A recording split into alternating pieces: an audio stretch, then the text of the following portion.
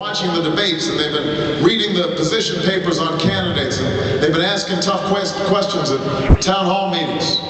Now, I would like to take all the credit for all this energy and enthusiasm and interest in politics, but I can't take all the credit. I know that a lot of it has to do with the fact that no matter what else happens, you're going to be going in the polling place in November to select the next president of the United States, and you know that the name George W. Bush will now be on the ballot.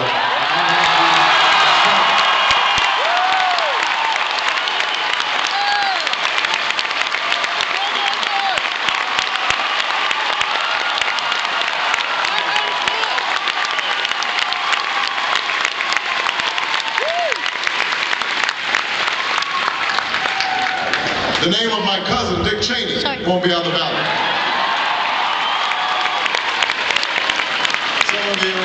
Some of you read about this. It turns out we have some distant ancestor in common. You know, when they do these genealogical surveys, you're hoping that you're related to somebody cool.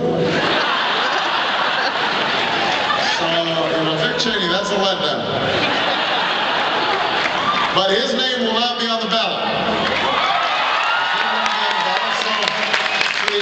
Scooter Libby justice and Brownie incompetence and Karl Rove politics will finally be over next year.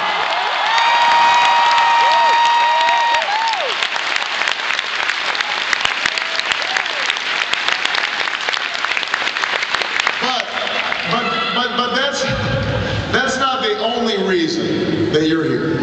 You know, it's easy to be against something. You're here because you want to be for something.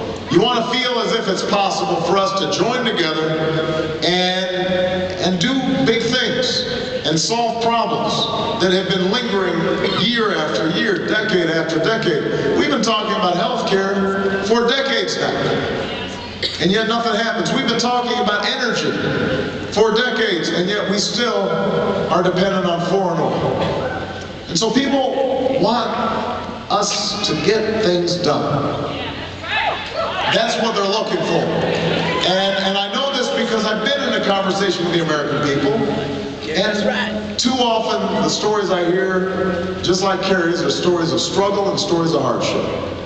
Everywhere I go across this country, I meet people who've been laid off after working 20 years in a plant because the job got shipped off overseas. Yep. Folks lose not just their job, but they lose their health care, they lose their pensions. And they're trying to figure out how can they make ends meet on $7 an hour working at the local fast food joint. All across this country, I meet individuals who don't have health care. All across this country, I meet seniors who are still trying to figure out how to get prescription medicine, having to take half a dose, even though the doctor tells them they can't do it because that's all they can afford.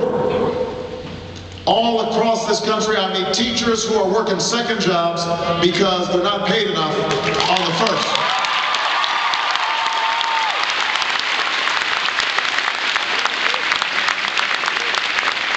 Or I meet teachers who are having to dig into their own pockets to buy school supplies for their classroom because the schools are underfunded.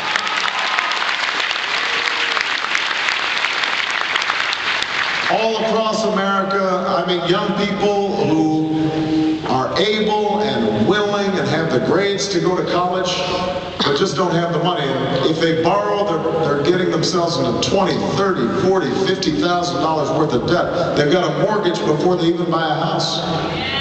And so there are a lot of young people who decide not even to go because they don't want to take on those debt loads.